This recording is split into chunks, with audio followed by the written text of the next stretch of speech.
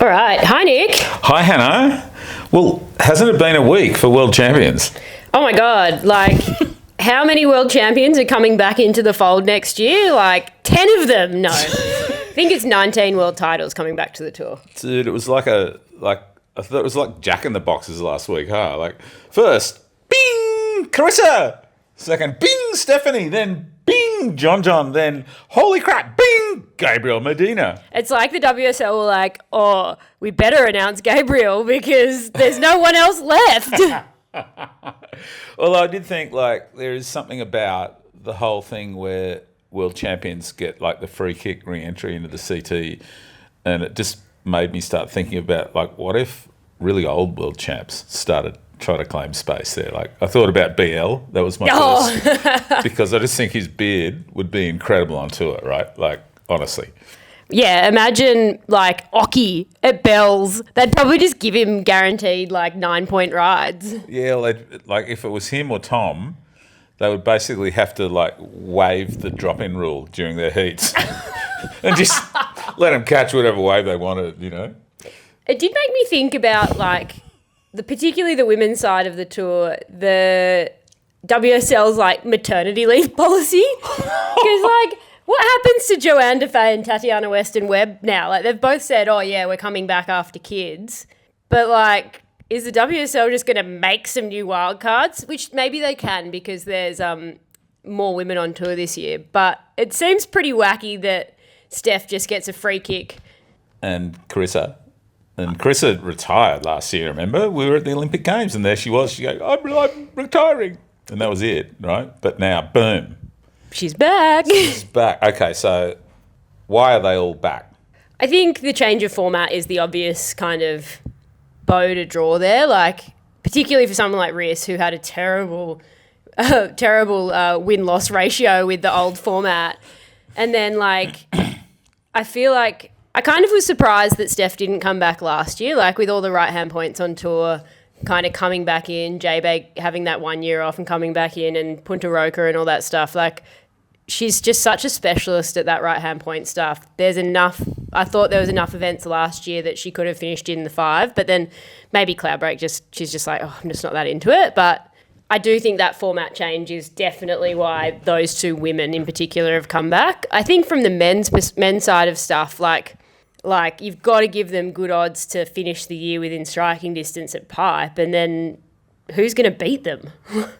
It's gnarly, huh? Like, it is fascinating though. I mean, without talking to this crew, it's really hard to know what their real motivations are. And there's always a lot of, like, pieces in the puzzle for surfers now. Like John, for instance, got a lot of different little business things going on. He's got a young family. He's just been wandering around on his boat, having a whale of a time. And I'm imagining a lot of people would think, wow, what a fantastic life, how simple, you know, why not just stick with that? Mm. But that's to discount all sorts of other things. It's to discount Pipeline returning to the tour. It's to discount Gabriel's presence on tour. And it's to discount the fact that I think surfers now are a lot more savvy about how they extend their careers competitively, right? Like, taking time off is a really good way to extend your career.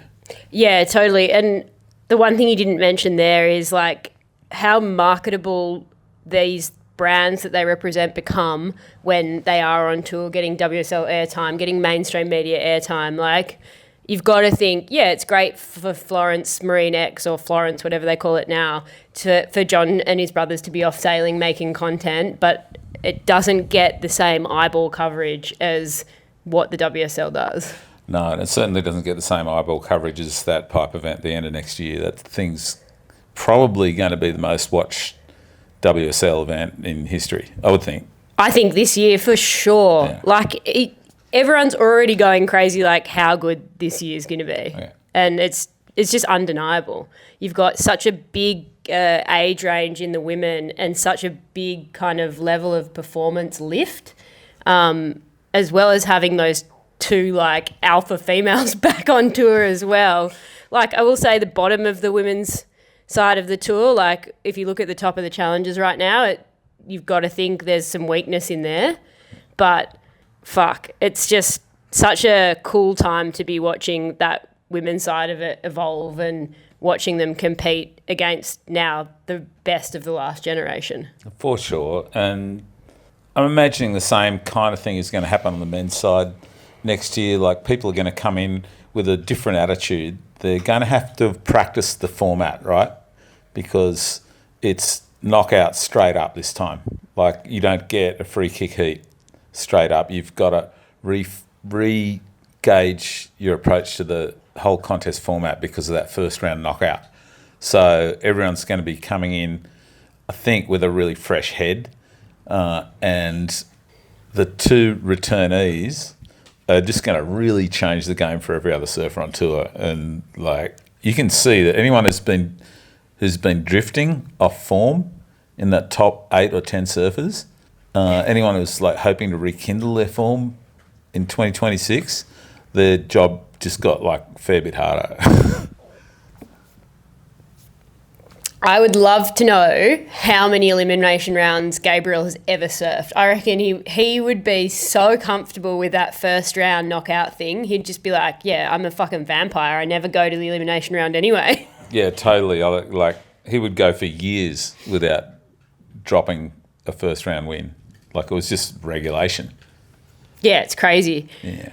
But, you know, all this pondering, and like, it's a smart move, and it was very clever from the WSL. I think one of the cleverest things they've done in a while is to drop those like day by day through the week so that everyone's like, whoa, whoa, whoa. All of this is to kind of put aside the fact that we actually have a men's world champion. I know. Isn't it crazy that Yago Dora won the men's world championship last year and I haven't seen any like Western media coverage? Like, I asked when we went to I shot Molly's homecoming when she got back, and I asked Chloe, the VP of comms at the WSL, I was like, did Yago even do anything? Like, what's going on? She was like, oh man, it was fucking huge. And I was like, why didn't I see any of it? Why did no one cover Yago's homecoming? But yeah, it just feels like no one's really talked to him. So we thought we'd give him a call. We did. And like, he was right there for us. You know, I think one of the things that I kept hearing after he'd won with that spectacular single heat kill at Cloudbreak was that, oh, what a great guy Yago is. You know, how nice and chill he is and how relaxed he is and all this other stuff, which seems to have been like a theme of how people in Western countries have seen Yago. Like, it seems like the main thing is like, wow, he's a great free surfer and he's so relaxed and chill. Right. Yeah, and I think he's really celebrated as a Brazilian who has style in his surfing. Like, I think the Western media's typically been quite critical of the Brazilian poo stance. And like Gabriel and Italo and Adriano over those years where they were winning their world titles, everyone was pretty critical about the way in which they did that. Whereas Yago, you don't hear any of that. No, you don't. But also, you don't hear anything. Yeah. And so, yeah, we just checked in with Yago and his manager, Daniel, and Yago said, yeah, let's have a chat. So here he is, ladies and gentlemen, your current men's world surfing champion. Yago, could you tell us, where are you? So right now I'm at home in Florianopolis, Brazil. Now, are you living there now, Yago? Do you still have residence in San Clemente at all? No, I lived in San Clemente for around 2 years, I think. It was like end of 2015 until like the beginning of 2017. And then I came back to Floripa. Was that because you were missing home? Yeah, a little bit. Yeah. Yeah, Brazil is a really nice place to live. There's lots to do, a lot of life, and San Clemente was like really quiet, so it was a little bit hard to get used to it. And yeah, I like living here in Brazil. Now, a lot of people who will hear this will not know Florianopolis. They will kind of assume that all of Brazil is like Rio de Janeiro, and Yeah. they see on I don't know, tourism stuff and the stuff they see at Saquarema when they're watching the contest. But Uh-huh. Florianopolis is very different to that. Can you describe to us a little bit about the place that you grew up in and the kind of surfers who are there and the vibe, everything about it that you can think? Yeah, so I think like South Brazil has a really good life quality. It's a really nice place to live and spend time. And Florianopolis is a really cool city. It's like I'll say it's like a mini version of Rio without the intensity that Rio has. It's like pretty safe and a lot of different beaches, a lot of options to surf. Has a nice little city too, and yeah, it's like it's got the complete package. I think it's a really good place to live. Who was surfing there when you were a kid and you first moved there? Who was around? Who were you kind of looking at and going, "Whoa"? Yeah.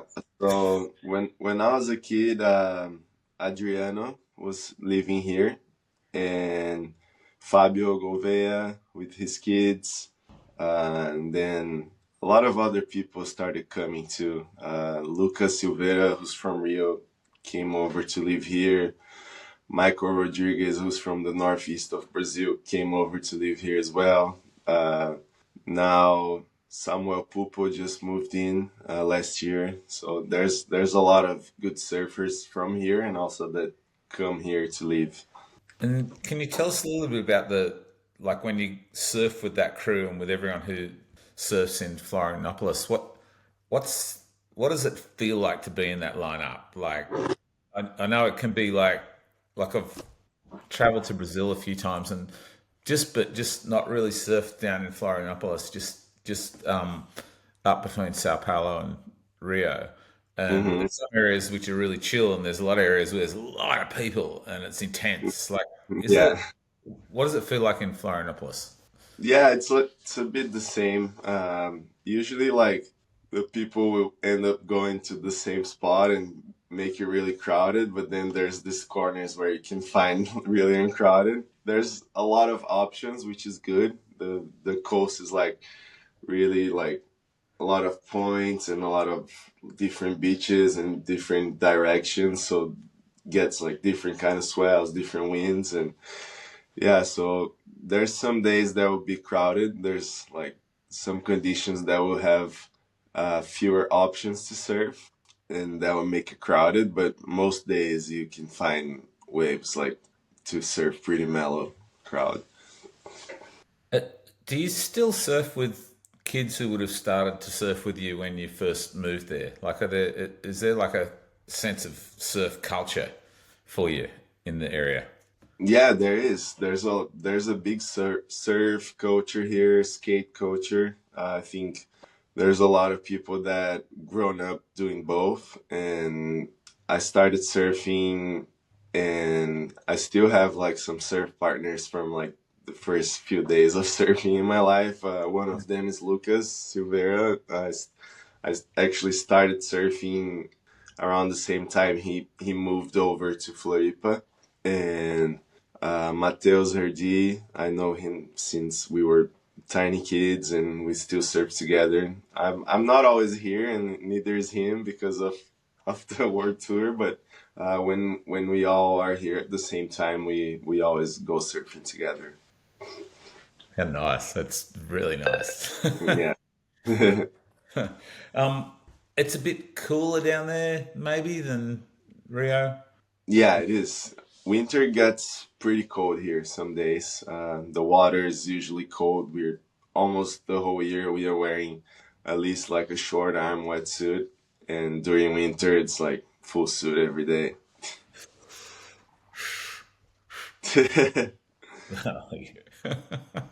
Because that's not like people's picture of Brazil is that it's full on tropical, and it's not Yeah, all like that. yeah, exactly. Yeah, but even in Rio, especially Saquarema, the water can get really cold because of the currents, but the weather there is always kind of warm. Here it gets cold. It's further south, so it's more like you can really like see winter, summer, autumn, and spring. Okay, this is a question about you being world champion now, and Yeah. like this, like we've seen a bunch of world champs over the years, and it's just such a special thing to achieve. And everybody I know who's become a world champion feels like their life changes in some way. That they can't always define it very well, but they know that things are different for them. How's it been for you, Yago, since that world title? You've gone back home, you've done a few things, traveled Hmm. around and stuff, but now you're back there in Florianopolis. What's life like as a world champion compared to prior to that?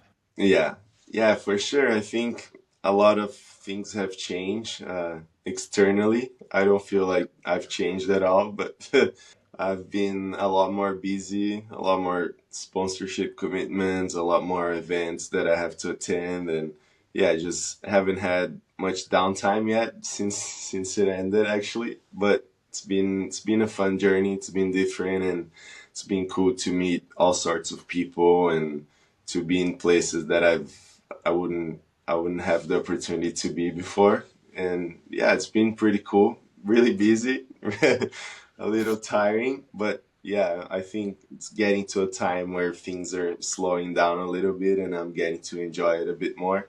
And yeah, it's been nice. I feel like externally lots have changed, but internally not so much. I feel, of course, I don't know, there's this little superpower that comes with being world champ. You get like the whole weight out of your shoulders. It's done already, so you just have to, the way, and you choose how to keep going from that.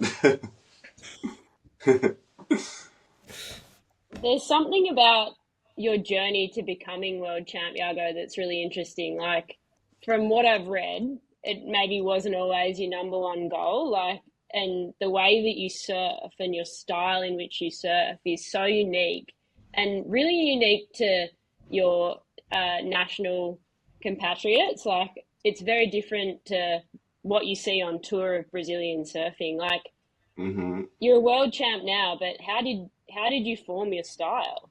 Yeah, I think I had a different path than most of my Brazilian surfers, and I think they were formed in competition since they were kids, and I was formed like free surfing, doing surf trips, getting good quality waves, and I think that's what formed my surfing and my style.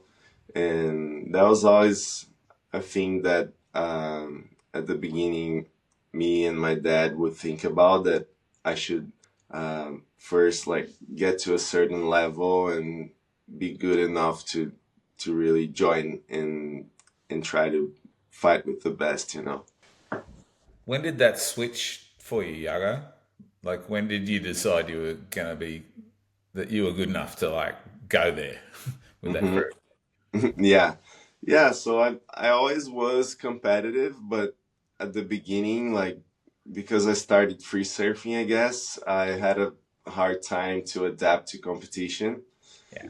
And I feel like even on my first few years on tour or on the QS, I was having amazing practice sessions and amazing free surf sessions, but I wasn't really doing that in those 30 minutes of the heat. And it was a process for me to really adapt and to have enough intensity to do what I do in 30 minutes. And just took some time. I was always really patient and accepted the process and doing the hard work, and yeah, things started happening slowly. But I always had the will to compete and that fire, but I was just not really connected, when I was competing. And I always wanted to, but I wasn't really good at it. Yeah, it's a weird thing, huh? Like you can surf great and you can just go and surf to your own rhythm, right? Yeah. And whatever that might be, like maybe you someone who likes to catch a whole lot of waves in 20 minutes and then sit and wait for a set, or maybe you're the kind of person who likes to wait for set waves all the time, but Hmm. it doesn't always fit into 30 minutes, right? Yeah, exactly. It's not as easy as people think. Yeah, 30 minutes goes really quick when you're in the ocean. It really does, but this year in particular, you just seem to click on the recipe. Like, Yeah, did this year feel different to you from the start? for sure. Yeah, it's been a process for me. I think the last 3, 4 years have been really important and really like climbing up the ladder and getting better each year. Really improving on my surfing, improving on my competitive skills, and I feel like this year was the year that I was gonna put everything together. I got close to making the finals 2 years in a row, and I was like, as soon as last year ended, I was like, I'm not gonna miss out this time. I'm gonna make it, and I just committed like as much as I could. That was the plan since the beginning, and yeah, I started working with a new coach, which was great for me, and just to see it from a different perspective and understand a lot more things about myself, and started doing things my way a little bit more, and just maturing. I'm 29 years old now, and like I said, I always was patient and accepted the process, and so I think I clicked a little bit later than most of the other guys, but I clicked. I don't, Funny, huh? I don't, I don't know about later. Like, I think the average age of world champs is getting a little bit higher and higher as like the sport matures a little bit, maybe. Uh-huh. Yeah, could be. Could be. Um, We spoke with Kelly recently, hey, hun, and Hmm. yeah, he was like, he's thinking back on all the years. Like, think about all Yeah, the years Kelly surfed, and he's like, 30's the best. Like, 30. 30, yeah, 30 is good because you have the mind and the body there. And it's not just the ability. You have the mind on like the same level, I think. brings me back to a question that you kind of just answered, Yago. But like, why did you feel like you had to change coaches at that time?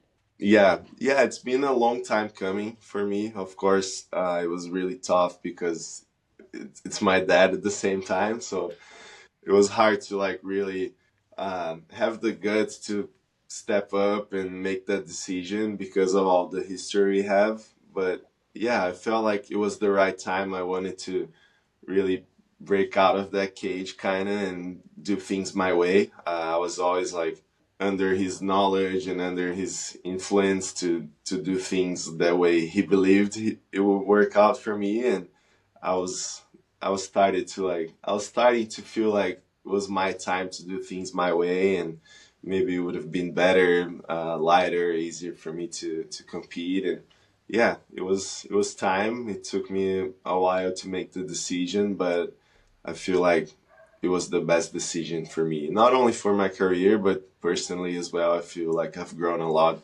just from breaking out of that. Just this whole new like fire and desire grown inside of me because my own desire. yeah, you get to take responsibility. Exactly. Um, how's Leandro with that?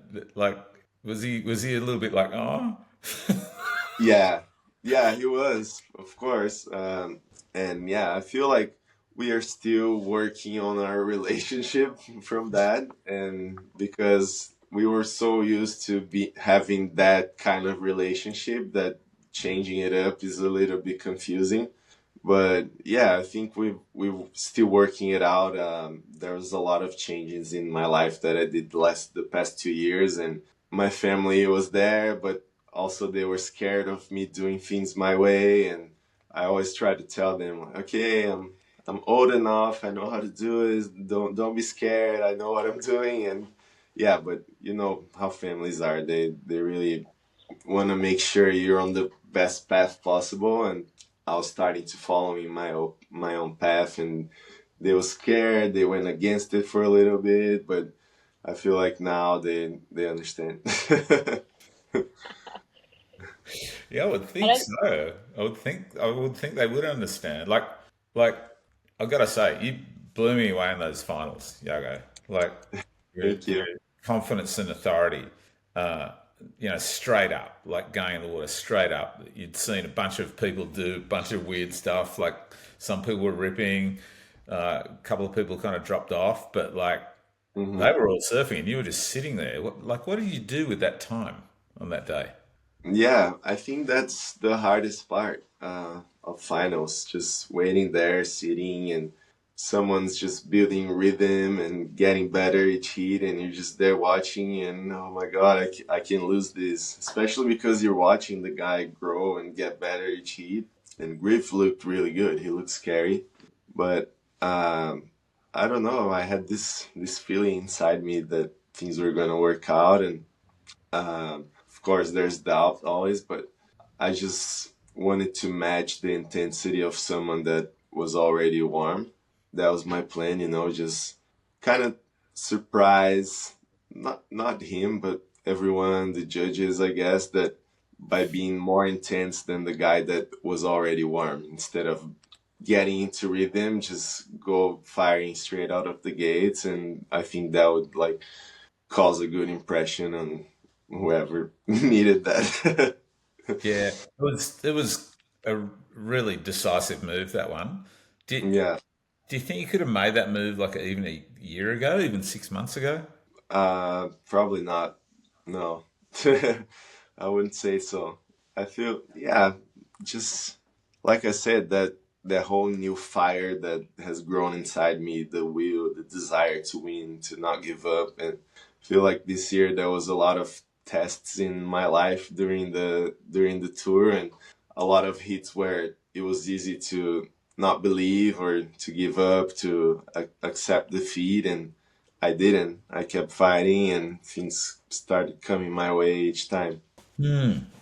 Um, this might be a bit of a tricky one, Yago.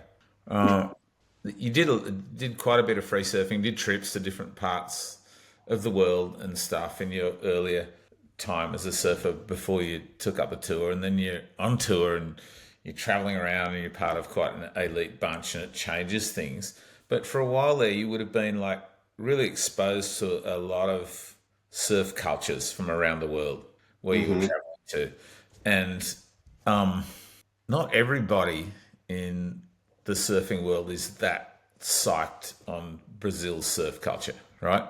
Hmm. And you'll go to places and there'll be people who have prejudices about Brazilian surfers. Did you encounter any of that? And if so, like how do you deal with it? Like where do you place that in your head? Yeah, for sure. I think surfing is still really, really bad on that sense. I don't want to throw it out, but I feel like there's a lot of surfers that are still racist and that kind of stuff, and yeah, it's sad. That's the sad part about surfing.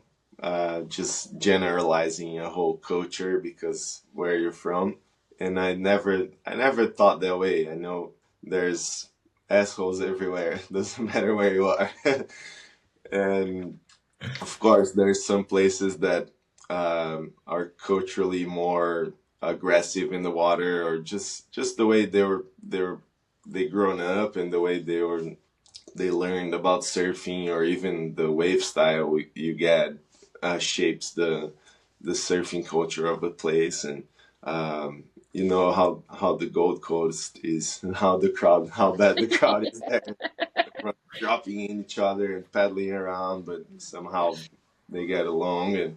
And Brazil is kind of similar to that. I'll say there's that culture of like, I want to get as many waves as I can, make the most of it, and yeah, that sometimes doesn't look so good. And yeah, but I really don't care. I've always tried to be respectful everywhere I go, but even I suffered from being Brazilian sometimes. And yeah, I just don't care. I think no matter where you're from, like you're still a surfer and you're still greedy if it's pumping. Like you Yeah, can't, exactly. none of us can take that away. Yeah, exactly. Yeah, and I it never affected me. I know, like, it's just, yeah, it's just something people say to make others feel smaller or worst, and it never affected me. Um, yeah, it does strike me that like a lot of the crew you would have grown up surfing with in Florianopolis and like and also your elders like Fabio, for instance, Hmm. like Fabio's not at all like some aggro guy, right? Like No, he's not. super chill, really fun to surf with all the time. No matter Yeah, where no matter where he's traveled in the world, everybody likes and respects that guy. for And sure. so it's possible to get past the prejudice. I guess that's what I'm saying. Yeah, exactly. I think it's not a rule, you know, it's just something people made up to believe that they're better than someone. I don't know. I think uh, surfing is still kind of new in Brazil too, so people still have the vision of like, we are actual surfers. We own surfing, and these guys are just coming up. That Brazil is a super sporting nation. It's a bit like Australia in that way. Like lots of Yeah, different sports. Everybody wants to do something. Everyone wants to be good at something. There's a lot of team sports, a lot of individual sports like surfing, which you make friends, but it's really about you. yeah, Did you muck around with other sports when you were younger at all? yeah, yeah. I think every kid my age probably started playing soccer before doing anything, and Brazil has a massive soccer culture. Everyone knows that. Every kid that is born here is kicking a soccer ball around and pretending to be Neymar or anyone or someone. And yeah, I think every kid has the dream of becoming a soccer player, and then after that, they start to really decide which way they're gonna go. But I think soccer comes first for everyone in Brazil. Yeah. But like you went down the surfing road and now you're an actual world champion and there's like four Brazilian world champs, right? And you're Yeah, one of them, right? How uh how has that changed things for you? Like you talked about the external change of everyone going, "Wow, you're the world champ. That's so great." But what about for you yourself? Like, how do you see yourself now? yeah, yeah. It's like I said, it's good to have done it. You know, it's not like something it's done. It's like it's there. It's stamped and takes the pressure off, makes things lighter and easier to visualize now that I already won one of these, and it's actually sitting right next to me right here. Where is it? Sick. So sick. No one can take that away. Yeah, exactly. It's mine, and that, like I said, it takes the pressure off, makes things lighter and easier to visualize, and I have like the whole world opened up for me, you know. It's a big gap now, though, isn't it? Like September to April. Like, Yeah. how are you going to Well, fill that time? Because you want to come in like with some heat when you for show sure. back up in CT World again. Like, how are you going to fill that time up, and how do you prepare for another year?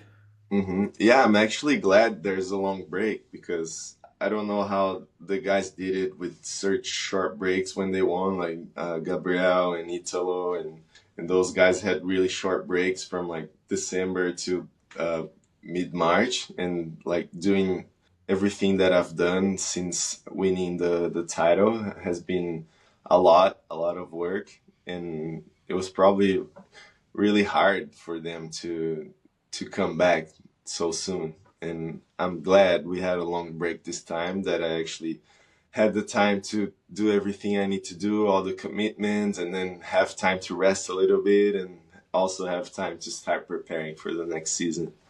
Right. So, what will that be? What's the preparation?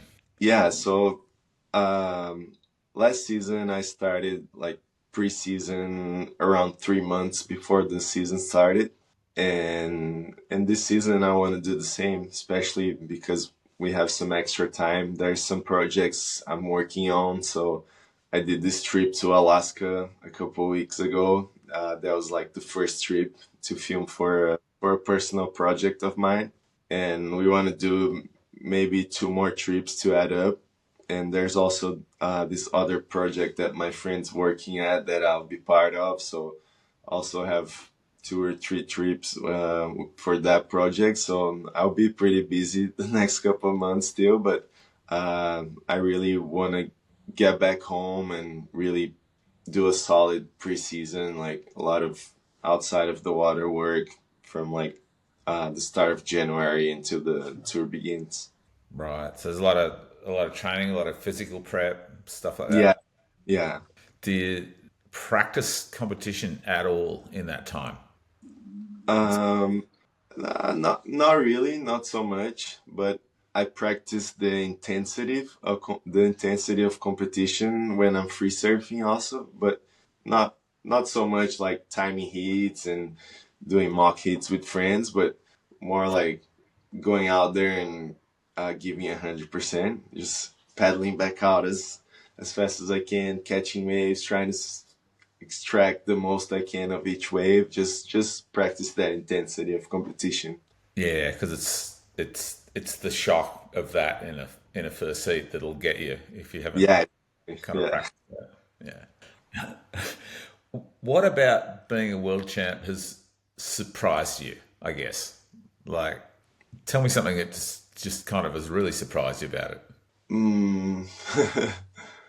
I think just walking on some places that are surf is not really known and just being recognized by people and people stopping to get photos and stuff. I feel like surfing has grown a lot in that way, especially in Brazil. It's gone mainstream a lot and a lot more people know about it. And yeah, just that impact, how people start to admire you and you become a role model for a lot of people. And I think it's cool. I love trying to influence people by example, by my actions, not so much by saying what they have to do, but okay, I'm doing this, if you want to follow it, let's go. Yeah.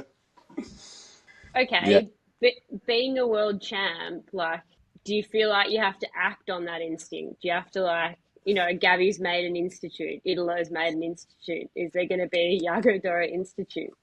Yeah, there actually is. We're starting conversations about it, and I haven't had much time to really stop and work a lot on it, but it's in the papers, and it's gonna happen. Hopefully next year we have at least like that beginning of next year. We really want to like talk more about it and start to get it done. Is like, I'd love to know, like, how much does the Brazilian national body support you guys? Because like Nick and I went to the Olympics and we saw like what support the Brazilian team had there. But then I'm interested, like, everyone starts their own institutes to help. It seems like regional areas or like where you guys are Mhm. from. Maybe Yeah. can you explain to me like how that national body helps you guys get to where you want to go and how those institutes work within that? Uh-huh. Yeah, I think it's cool to give back to surfing and give kids the opportunity to follow surfing. And sometimes not even professionally, but just having the sport in their life will be good for them in the future. Whatever path they're gonna follow after, it's just having surfing there, I feel is a good partner. And yeah, I think surfing in Brazil, you really I think you get support when you've made it, not before that. Yeah, right. Yeah. And of course the all the brands, everyone wants who's winning, and especially in Brazil, people love the sport, but they love a champion a lot more than the actual sport. It's not just surfing for surfing. It's like, okay, surfing's winning now, so we like surfing. And yeah, I feel like that's how it goes here, and it's really hard to make those first steps as a surfer in Brazil. There's not a lot of investment, and our currency is not that good for traveling right now. It's really expensive. It's like 5 point something reais to $1, so it's a lot. And so it's cool to give back and just have that platform to give the kids the opportunity. And yeah, there's not a lot of money and support on the beginning, but once you make it, there's a lot of interesting opportunities for us. There's a lot of brands outside of surfing that are supporting us, and which is pretty cool. And yeah, it's a long way, but yeah, once you get there, you can make a living out of it. Here's a wacky one. Like, you've been killing it. Gabriel's been killing it for like I don't know, 15 years or more. Elo just killed it in 2019. That was one of the best world titles I've ever seen. Philippe's killed it. But there's not a lot of Brazilian women killing it. Yeah, Like, what's going on there? Can you tell me a little bit about that? How many girls are surfing in Brazil, and what does surfing look like for them? yeah, yeah. There's actually a lot of numbers, a lot of girls surfing now, but I don't know. I really don't know why we don't have more like really good Brazilian female surfers, you know?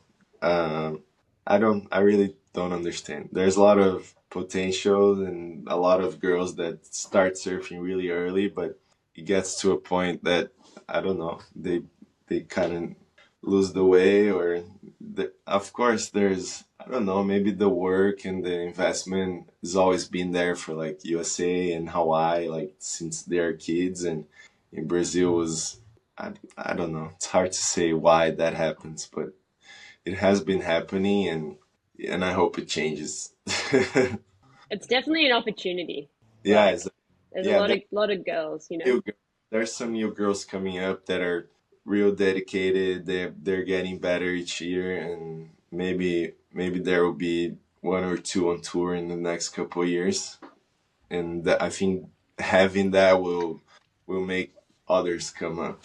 Do you have any idea how many surfers there might be in Brazil, Yago? How many people are on your wagon right now? Oof, I don't know. A lot. Um, I don't know how many millions, but millions for sure. Hey, like like Maybe compared to three. like you lived in San Clemente for a while, you saw how many surfers are there. You traveled all around the world. You know how many surfers there are in Australia. Like, Yeah, is the balance kind of similar? Like, there's heaps of people living in Brazil. Most of them live on the coastlines. Are yeah. there There's a millions? lot of. There's a lot. I feel.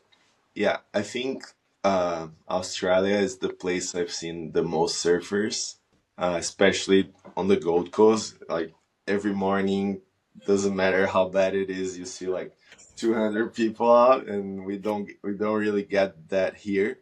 But Brazil has a massive coast, so there's a lot of surfers spread along the coast, and I don't know if Brazil has a bigger surfable coast than Australia does, because Australia has like the whole part that nobody surfs. In Brazil, you can surf on the whole coast. So I don't really know in numbers how different that is, or how big it is for each country. But there's lots of surfers in Australia and in Brazil, and in California. There's a lot of surfers too. It's yeah.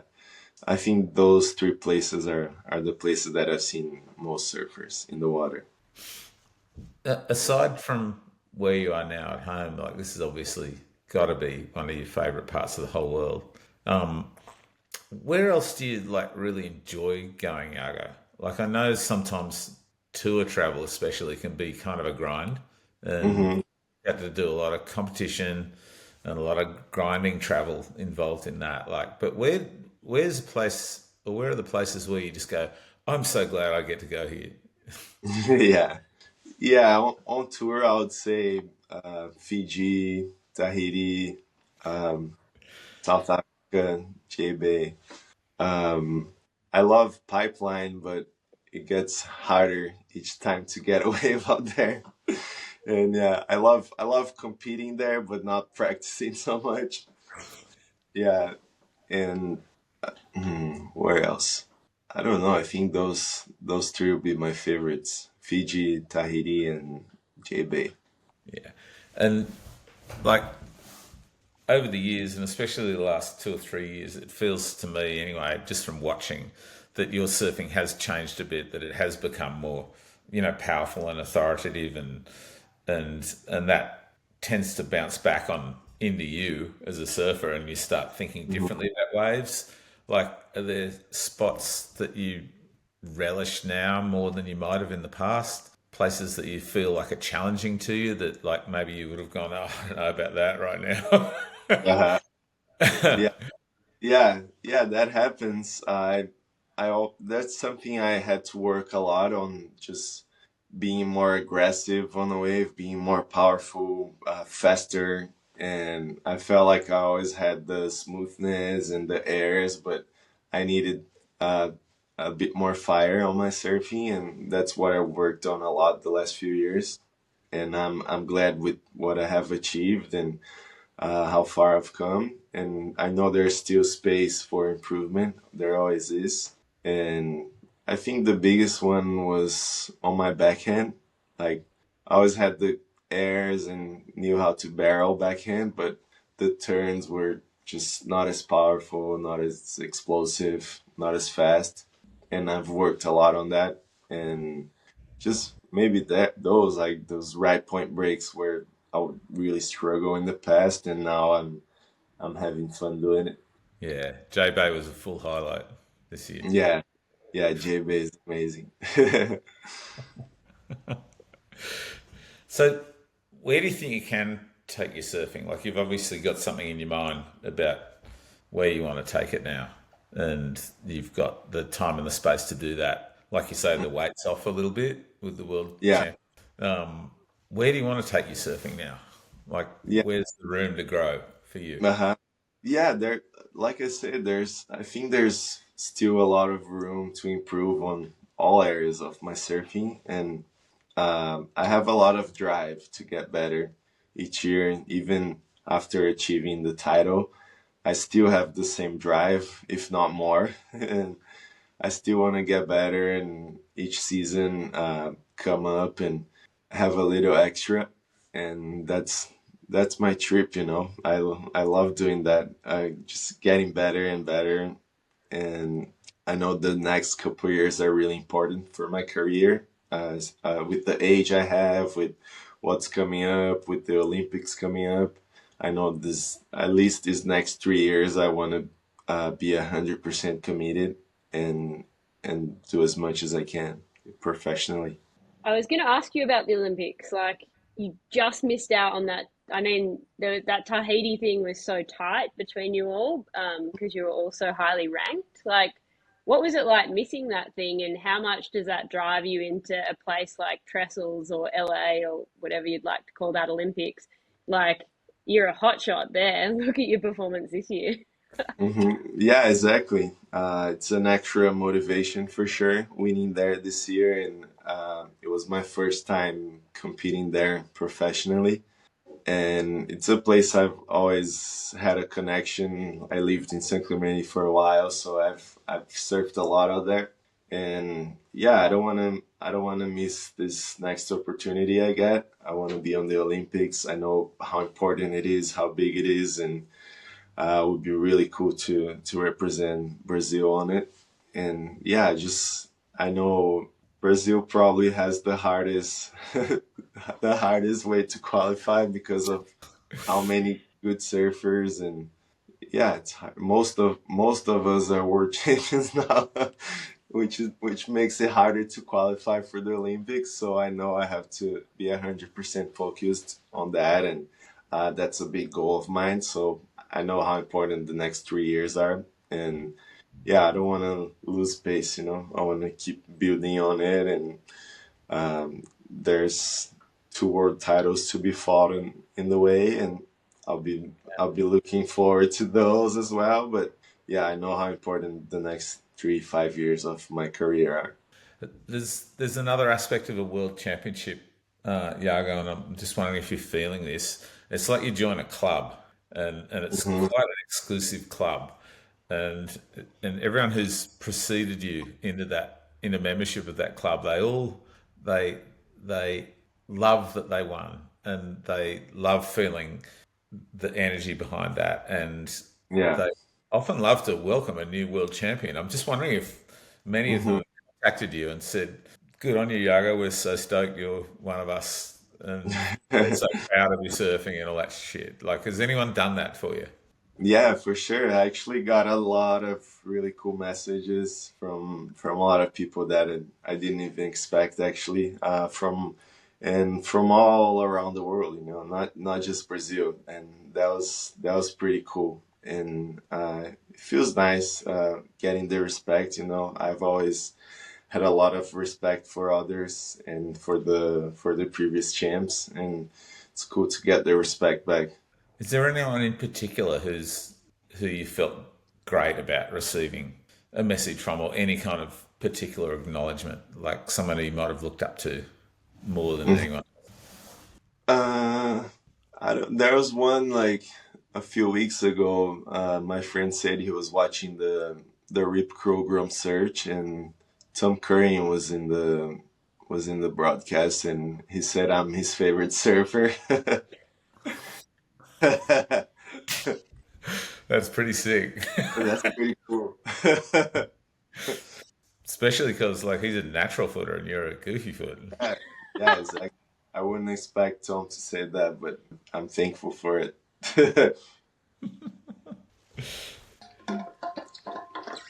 This has been so great to talk with you, Yago. Uh, like I think it was like a shame in a way that that you won this world title in Fiji, and then you were off, and like almost nobody like here in Australia really got to see you after that. Like briefly because you come out for Stab High, right? But that's just Yeah, like local, and you're there for a few days, and then you're off. You go to like yeah. Alaska, I think. Uh-huh. But like we haven't had a real chance to kind of celebrate your world title, and so you know, good on you, buddy. It's a real achievement, and we're so stoked that you won. To be honest, because watching you surf the way you did, it just warmed everyone's hearts. I think. Thank you. Really appreciate it. No worries. If you believe the social media commentary, Yago, I think they call you the people's champ, and I don't think that is based on where you live. I think it means every surfer. That's cool. Thank you. Yeah, it's been really cool to see the repercussion of just around the globe, not just in Brazil. Of course, especially in Brazil, but just seeing that people are stoked on it. It's cool. Yeah, yeah, yeah, yeah. It's it's a bit early in your career to ask this, but like, can you see down the line and think like what kind of legacy you'd like to leave in the sport at all? You've got that world title. It's something you've got to be thinking about at some level. Uh-huh. Yeah, for sure. I don't know. I think the person is what stays, not the titles. And I wanna be remembered for who I was, not for what I've won or what I have achieved in my career. Of course, that'll say a lot too, but I never want to change. I wanna be a good influence for people. I wanna be a good friend, a nice person to be around, and yeah, just be a light in people's life. That's what I want to do. Okay, so Nick and I do this podcast, and we always ask people the same question, and I kind of want to tweak it with you just because Nick and I have this kind of dynamic where he's really fucking old and I'm like your age. And it's kind of funny, like we live these surfing lives that we go in the water together and we surf. And when Nick gets in the water, he acts like a 12-year-old, like it's just the biggest grommet ever. And it's so inspiring to me to watch him be like that. But it makes me Yeah. wonder, like, how long do you want to surf for in your life, Yago? Until the wheels fall off. Yeah, love that. Thank you so much, Yago. It's been a real Yeah. pleasure. Thank you, guys. Thank you. Wow. How interesting is Yago Dora? It's fascinating. I was really fascinated to hear about Florianopolis, where he grew up as a surfer.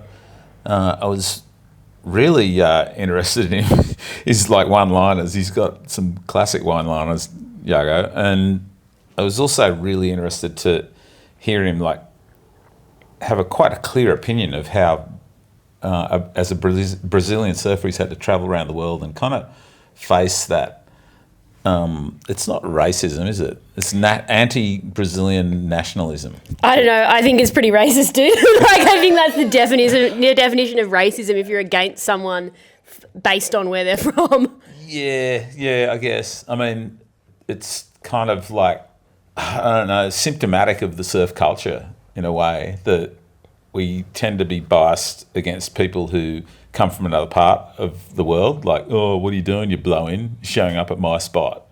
And it feels like that's really writ large in this case. And it's an old and really, to me, extremely tedious and boring prejudice. Yeah, I think there is something in, like, the explosion of the Brazilian surf population. Like, it just kind of popped up out of nowhere, and that whole kind of surf culture just exploded. And then people were like, hold on a minute, why is there 400 Brazilian people who have moved to the Gold Coast and they're all surfing Snapper Rocks? Like, I think it took people maybe by surprise. Yeah, well, I mean, those of us with really long cultural memories will recall that the same thing happened with Australians when Australian surfers started having really global impacts and travelling around the world. And we made fools of ourselves in some cases, particularly in Hawaii, but for a lot of Californians, for instance, they were really offended by Australians because, holy crap, Australians were surfing better than Californians, and they weren't shy about saying that. And so there was a bit of like, we don't like you because you're crass and you're claiming, and this isn't cool, this isn't what surfing's all about. But like, that was short-lived. I think that's kind of gone out with the wash now, and I feel like maybe the Brazilian prejudice thing is also going out with the wash now, with people like Yago representing so brilliantly and so beautifully on waves, and whatever people say about Gabriel, for instance, most people are incredibly respectful of that guy because he's just such a winner. Yeah, it's funny how everyone's chilled out on Gabe, hey? Like, there was a point where everyone was so critical of, his surfing and his style and all that kind of stuff. And now it's just like, wow, Gabriel's so great. Like, I wonder at what point did people decide that, oh, you know what, this is actually just racist to tease him about his stance? Like, yeah, and how much of it is that people just watch that guy surf and just go, oh my God. Like, what is there to criticise in this surfing? He's so much better than you even think. Yeah, for sure. Particularly his barrel riding. Like, his barrel riding's amazing. Those waves that he got at Chopu at the Olympics were fucking unbelievable. Yeah, unbelievable and outstanding. And he is charismatic, that guy. Like the fact that he was able to stay off tour last year and in one move blank every other surfer in the whole world with a single photo. Yeah. was just like, whoa. But at the same time, like, you heard Yago there, he's a chill guy. He knows what he's about, and most of all, I think he's really not afraid of, like, Gabriel coming back on tour, of John coming back on tour. These people hold no fear for him. He's risen as a surfer now. He's like, maybe twice the surfer he was a couple of years ago. Yeah, he's gotten a lot better really quickly, which is amazing. Like, his heat performance this year was clinical. Yeah, like events that he'd been typically weak at, like J-Bay, for example. He'll have to clean it up next year with finishing at Pipe. Like, Pipe was a pretty poor result for him last year. I think he got a 19th or a 17th or something like that. But you'd have to put money on him doing that. Yeah, and you'd have to put money on him being in the mix. Here's a bit of a swing at the fences, though, Han. I think the risk for Yago next year is that first round eliminator. He's really got to watch that. Yeah. His dad's really smart and savvy and might spot this, and they might do some work on it, at least in the head. Well, he's not with Leandro anymore. Didn't you listen to the conversation? Well, yeah, but like, it's his dad, like, as if they're never going to talk again. Like, and like, there's going to be discussions around that, like how to make that work. But if there aren't, that's a spot where Yago might run into a bit of trouble next year. I sincerely hope that he dials in on that before 2026. Well, that brings us to our surf tip of the week. Surf tip of the week. Surf tip of the week. I don't know what it is. What is it? I have an idea. Yeah, go on. Okay. So, how did Yago dominate Cloudbreak? Like, he just went out and won the heat straight up. And you heard him talk in the potty about how he made that decision. Like, that he was not going to try to work up momentum or whatever bullshit was going on. And he was just going to, like, go out there and establish a winning rhythm straight away, like instantly in that heat. And he did that. And one of the noticeable moves that he used to do that, I think, was something that is really underrated in surfing. And that is the held carve, right? The held turn. The turn that you don't just do in a single arc, but you hold the turn out of the arc and control it all the way through to the wave base.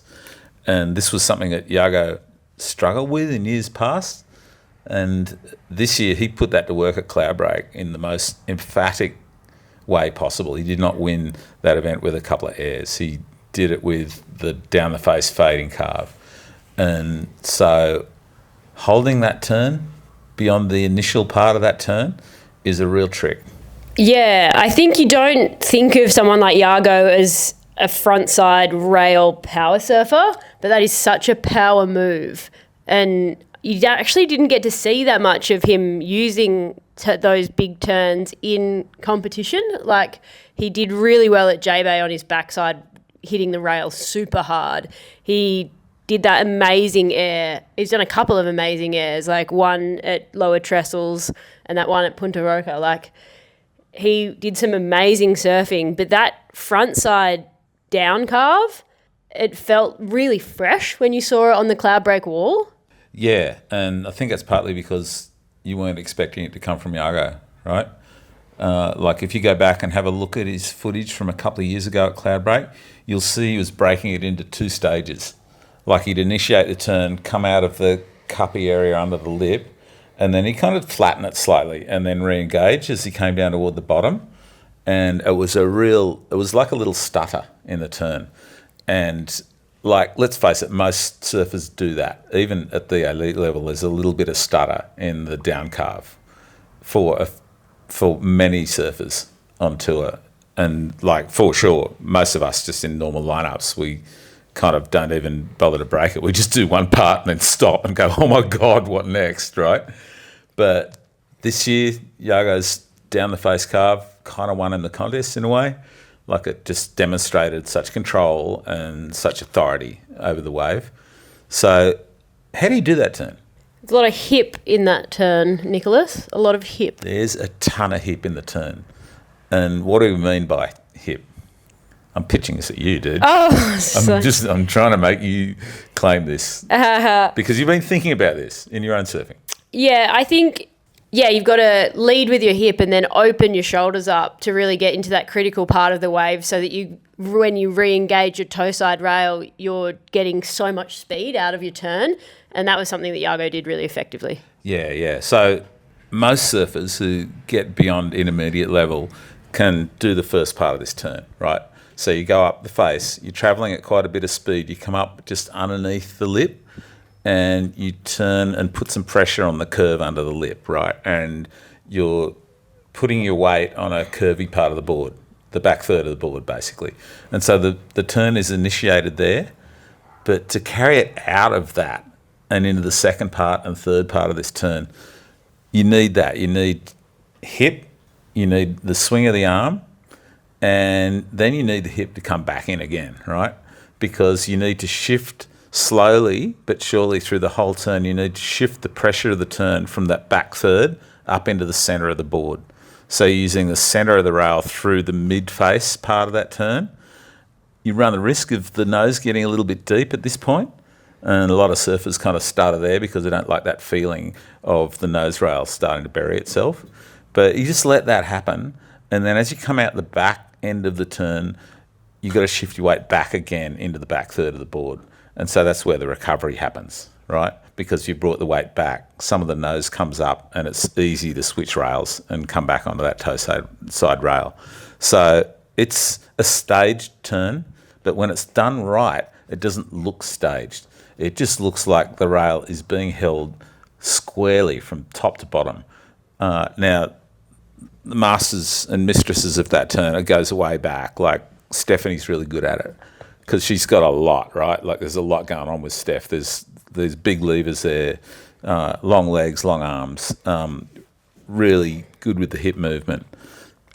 John, real master of this turn. Like, same sort of thing. He tends to hold it firmly, and he tends to use the slight layback to set the back third of the board up in that lip area. And then because he's laid back, he's got all this space to swing on, right? Because he can come from right behind his body all the way to in front of his body in that swing. And by the time he's completed that, he's at the wave base. Andy Iron's insane at it. Andy would, like, set his foot slightly more parallel to the string of the back foot. And he would just use all the leverage in the world to just swing it all the way around. But he wouldn't normally typically start with a layback. Like, he would start with an arm cocked up over his shoulder and then just swing everything with the hips until he got about halfway through and then start swinging the arm. Something I notice about when you watch clips of Andy doing this turn is he stays really high on the wave. He stays a lot higher than, say, Yago, and someone else who does that is Ethan as well. Yeah. He starts from a higher point, right?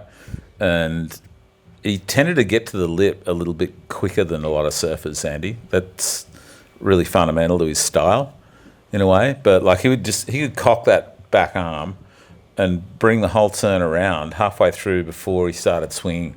And then the line that he would draw down the face would be impeccably set on the centre of the rail. It was really interesting to watch. And I urge you, if you do access a bit of Andy footage, just have a look at where that rail is buried halfway through the turn. It'll tell you a lot about this turn and how to hold it. Okay, Nick, well, is the actual tip, should we just make people hold their rails? Like, just hold it, like, in their hand, maybe? You could do that. I mean, people do that. They try to fake it by holding the rail, you know, in the cutty. Yeah, Sean Thompson's pet peeve. Yeah. It's another thing that Sean can't stand about surfing. Just add that to the list of 7 or 8 different other things. But if you'd like a tip on how to engage with this kind of turn, okay, it's not something you can practice on land, right? But it is something that you can practice in the water without a surfboard, okay? And I know this sounds a little bit weird, but try going out body surfing and just feeling your way down the wave face while you're body surfing. Feel the changes in angle on the wave face, because this is fundamentally about encountering different parts of a curve. So there's a tight curve at the top of the wave, a sort of a flatter curve through the midsection, and then often slightly tightening up down at the wave base. And you'll feel all that while you're body surfing. If you try to, like, ride down the face of a wave body surfing, you'll feel every aspect of that curve. And you can often feel it a lot better with your body than you can with a surfboard. Yeah, and it's like if you're taking off body surfing on, like, a 6-foot Bondi closeout, you might get air. And that's because the wave is so cupped that you can't get down the face easily.